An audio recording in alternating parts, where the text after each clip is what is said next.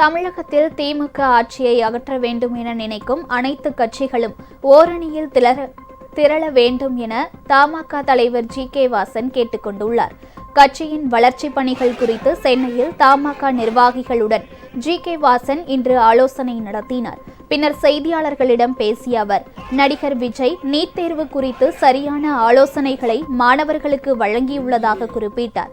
தேர்தலுக்கு முன் மக்களுக்கு இனிப்பை நாவில் தடவும் திமுக பின்னர் கசப்பு மருந்தை கொடுப்பதாகவும் அவர் குற்றம் சாட்டினார்.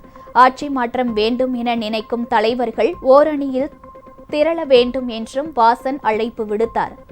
மக்கள் விரோத திமுகவை அகற்ற வேண்டும். அதற்கு ஒத்த கருத்துடைய கட்சிகள் எல்லாம் ஒரு சேர வாக்காளர்களுக்கு நம்பிக்கை கொடுக்க வேண்டும். நம்பிக்கையின் அடிப்படையிலேயே வெற்றி.